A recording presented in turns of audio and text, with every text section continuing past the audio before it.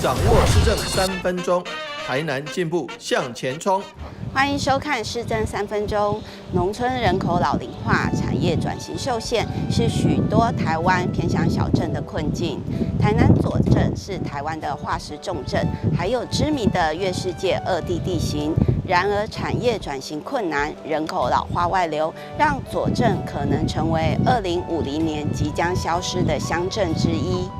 山海屯设器复制新化老街的经验，透过老屋翻新，一步一步装点左镇的面貌。我们来听听他们的故事吧。第一眼看到他们所谓的左镇老街，其实还蛮傻眼的，就是它已经没落的相当的程度，然后老屋都衰退啊，甚至有的老屋连屋顶都没了。然后像左镇这个地方，它大概有两个主要的问题。那这个是跟我们在新化截然不同的。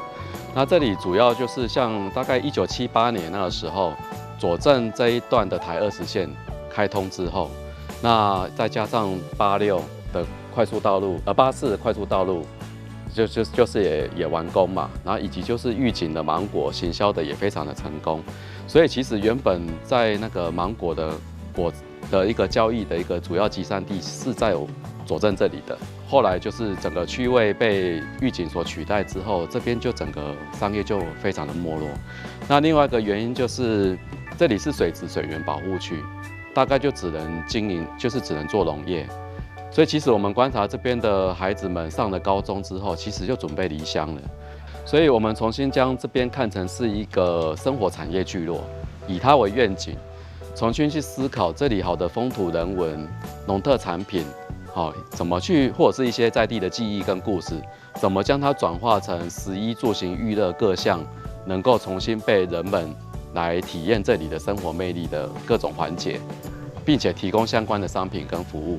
那我相信借由这样子的新的产业的一个设定，就有机会让下一代或者是青年们去知道说，那像我会设计啊，我会资讯工程啊，那我会一些油层开发啊，这些相关以后他们去读的科系，就有可能知道说，那家乡也会需要他们的一天这样子。以地方创生来讲，人、地、产3个环节共同形成一个正向的循环，会非常的重要。但是因为在人进来之前，总要有一个基地，有一个空间能够呼吁他们。那我们又看看老街这边的空间都状况不太好，整条街区环境也不太好。所以我们优先就从空间着手，因此我们在公所的协助下，我们也是就是尽可能的盘点，能够让我们妥善使用，并且产权没有那么复杂的一些街屋。那最后盘点起来就是锁定了5栋老屋。那准备好之后，其实去年我们也有得到文化局的社造相关的补助，让我们可以去做田调，让我们对这边有更深入的了解。那进一步的才知道说，我们可以用什么样子的内容去做生活体验的开发，所以进一步的慢慢的也吸引青年的一个卷动青年的一个加入。在最近呢，政府有那个山海屯这个计划进来，人潮真的有差，慢慢的已经看得到人进来了，都有在改善，真的有在做事。如果更多人进来投入的话，也会有那个活力啊。一直推，还有各企业啊，还有那个创生的单位一直进来，拉升那个左镇的能见度。这个很好啊，像这个弄得真的是很好很好的这样子的，我就觉得真的是很值得啦。左镇街区每间老屋背后都有值得探索的故事。计划团队与屋主合作，申请政府经费进行整修，并引进商业模式。10年后归还整修后的房子。街区的活化可以带进人潮与商机。小小的左镇正在翻转地方产业，孕育梦想，让老街再度热闹起来。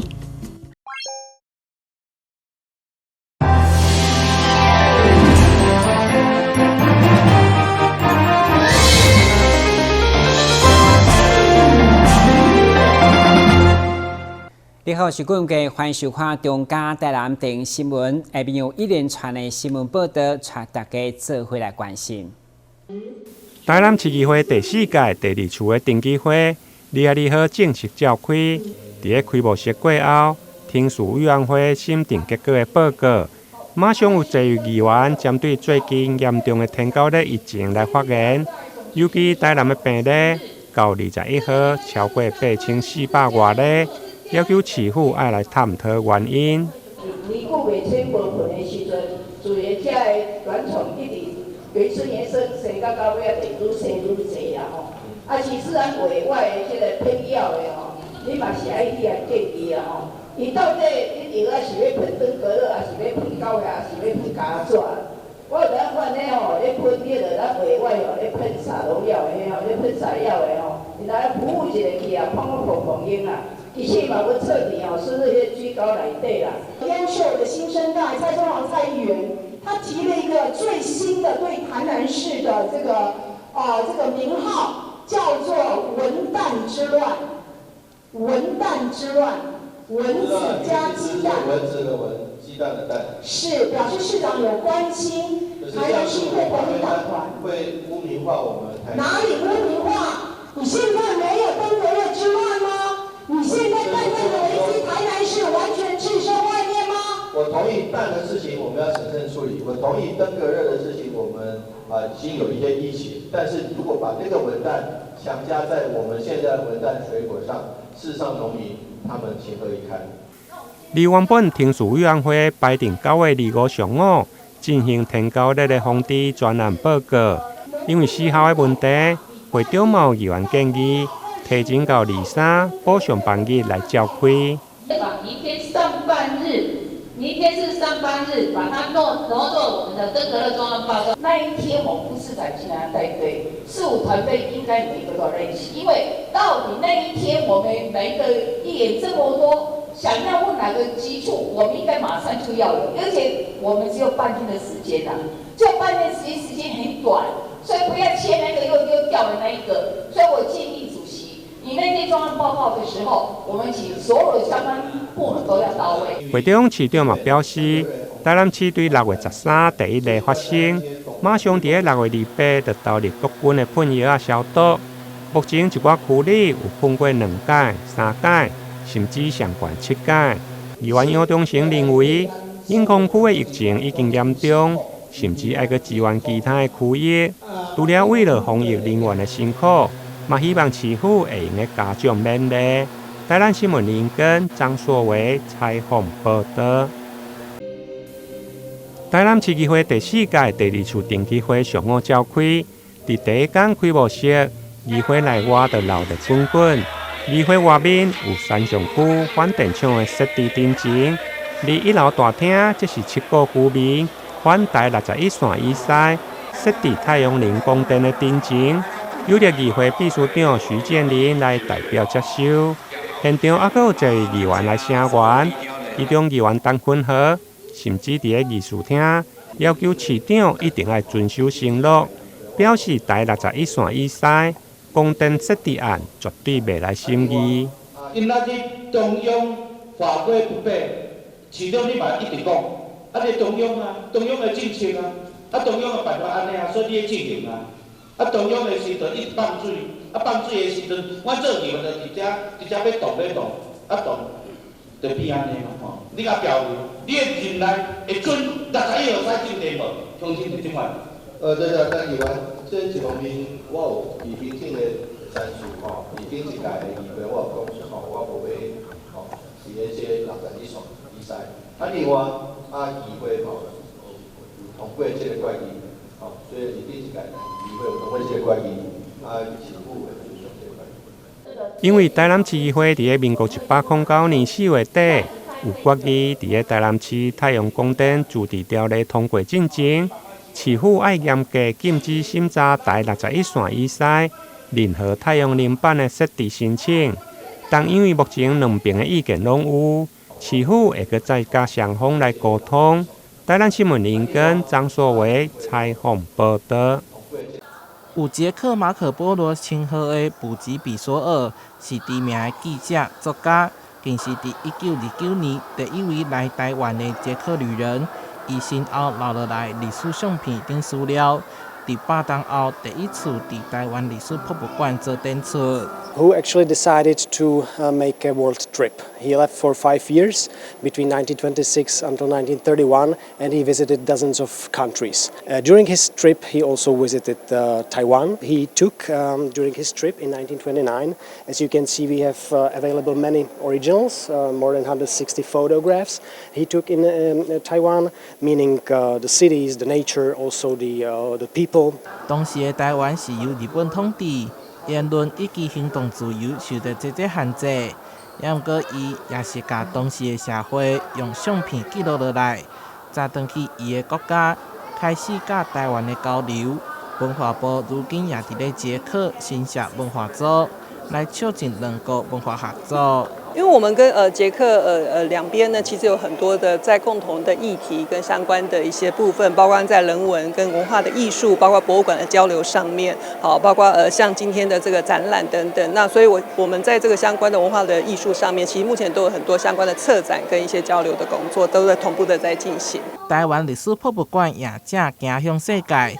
这次的跨海合作，会当讲是新的里程碑。台湾在世界越来越被看见啊，那台湾的各方面的一些成果，特别是文化的软实力，也逐渐的被世界所认识、所肯定。台史博作为代表台湾的国际级的历史博物馆，我们在升格之后有绝对的自信，也非常愿意承担起这样一个任务哦。未来透过台史博，让世界看到。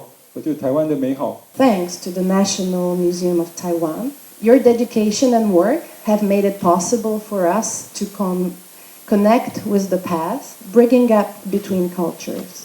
希望展览会当带领民众来熟悉这位世界旅人，同时让大家熟悉捷克这个国家，也会当让台湾甲捷克有更加好的友谊。台南新闻社会采访报道。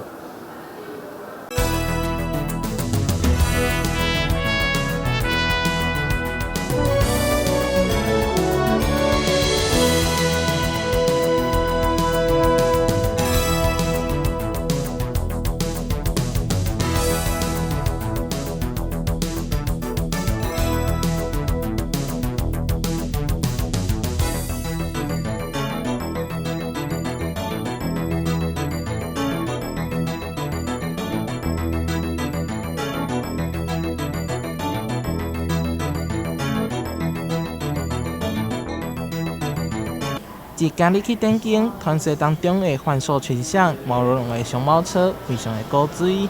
这是南美馆的新展览，将动物这个词甲生物学的费洛蒙结合为主题爱洛蒙，借着技术来展示人甲动物密切的关系。爱洛蒙它其实就是一个开放性的一个命题，就是人跟动物的一个后心灵乐园是怎么样的一个乐园？我想就是每一个家里有毛小孩的人，应该就是都会很明了这样子的一个状态，人跟动物相处的一个状态。展览主要利用艺术家拟真的手法来表现出人甲宠物之间的陪伴关系，搁进一步描写人甲动物相处产生的状态。同时来讨论当代社会自然环保等议题。张如安的作品，他的宠物身份探寻系列，它有包含很多工作权的议题。陈胜文的作品，他以绣框结合他去进滩跟进山的时候捡到的一些废弃物，人为丢下来的垃圾废弃物，去绣成不同的台湾特有种的刺绣作品。另外，也甲掠野工作室合作。将流浪猫仔、流浪狗的相片放伫咧展景外口，扫描 QR code， 民众就会当利用做爱心。这次展出96件作品，借着各种无同的媒材，将动物的特色甲魅力完美展现出来。台南新闻社会采访报道。这是台湾绘师的画册。从背包中拿出才刚购买的商品，开心地展示给镜头拍摄。动漫粉丝喜悦心情写在脸上，因为买到了自己心爱的标的物，也顺利的帮同学代购成功。一趟从屏东来到高雄的疲惫感不仅完全看不到，对于采买金额超过5000元，这位来自屏东的大学生也直呼值得。应该说全部加起来的话，大概是5000左右。是有部分是你个人的，还是跟帮同学买这样？就跟他们一起核算啊，因为这样排队比较便宜一点。是从哪里来的？这边朝圣的这样？屏东啊。比较近啊，就之后要买东西的话，可以特别过来这边。就是它是主要就是日本进口的商品啊，包含台湾也会在卖，就很多式样，像书籍啊，就是相关的周边都有啊。因为我前几天有去他们的台北店看了，那如果跟台北店相比的话，我觉得在他们的场地上就是相差很多啊。但如果说这边的东西的话，因为他们每一间店卖的东西都不太一样，有些台北没有的，但这边有，所以我觉得。因为可以就近，就不用都特地的跑去中部或北部买，我觉得蛮方便的。高捷公司提到，高捷 R11站车站商场的日商安利美特，在日本当地是规模最大的动漫品牌。随着在9月1号的开幕进驻，加上高捷长期打造的动漫文化，两者未来合作将会更加密集，也势必将成为南台湾最强盛的 ACG 动漫游戏主题商场圣地。像近几年高雄国际动漫展有复办嘛，那还有平常本来就会办的。比较大型的像 CWT 啊，或者是博尔同人展啊，我觉得这些都蛮不错啊，就不用让南部的人需要特地跑去北部才能参加。所以我觉得，未来如果高雄市有这么多的活动的话，我觉得身为屏东人，我也会愿意跑来高雄市参加。那我们这一次呢是跟莫凡公司一起合作，我们打造了 R11高雄车站这样子，成为一个 ACG 这样子的一个商场。那我们这一次呢是9月份刚好这个安利美特它是我们现在日本最大的一个动漫的一个公司，那它也进驻到了我们的高雄车站里面来。那这样子的话呢，所以我们就是希望说可以在这里呢可以打造成一个很棒的一个动漫的商场。那在这边呢，其实有近1000坪，就是我们有新站跟旧站这样子的一个面积加起来有近1000坪的这样子的一个场域。那我们是希望说，后续呢，我们也会有非常多的其他的商家都陆续的进来我们这样的车站。那我们会在年底的时候呢，进行一次盛大的开幕。现在呢，可以跟大家做预告，大概会是12月份的时候。根据记者观察，非假日的中午时间，虽然有许多动漫粉丝前来朝圣，但却没有选择购买。部分消费者认为，因为日元汇率加上税金，导致价格些许偏高，而抱持观望态度，等待下次活动促销再来采购。而另一方面的忠实粉丝则表示，都已经来了，真的要便宜的话，可能就要坐一趟飞机到日本买才会真正便宜。它是以专门以书为主，然后其他文具为辅。稍微找一下，但感觉它未来还是会更新很多东西，所以就是之后我还是会找时间过去看一下。因为高雄他们本身在动漫产业这个地方，有的商店就比较少。那如果像高雄现在有的话，对于南部的人来说，也是多一个新的地方可以来逛啊。如果想要就近买的话，虽然比较贵一点，但如果你愿意花钱买，那就买；不然的话，就是真的要飞去日本买比较便宜。那我们大概呢会是以高捷动漫季，冬季的这个动漫的一个活动的这样的方式呢，跟民众来进行互动跟见面。那我们也会以这样子动漫交响音乐会这样的一个形式。还有我们跟这些商家会有陆陆续续的一些相互的合作，那么会把这个商场再打造成我们所有的动漫年轻朋友都很喜爱的一个商场。高捷公司则进一步预告，随着安利美特的高雄据点，加上 ACG 主题商场的陆续招商，冬季动漫展将会非常热闹可期。未来带动的不仅是民众在站体内的逛街消费衍生出的商机，更是对沉寂已久的周边商圈有着莫大的提升作用。记者李嘉龙高雄报道。今年国庆筹备委员会与中华文化总会邀请东京农业大学第2高等学校吹奏乐部访台参与国庆大会表演，更首度与高雄市政府携手合作，将于10月8日下午在高雄港7号码头演出，让民众在高雄抢先看。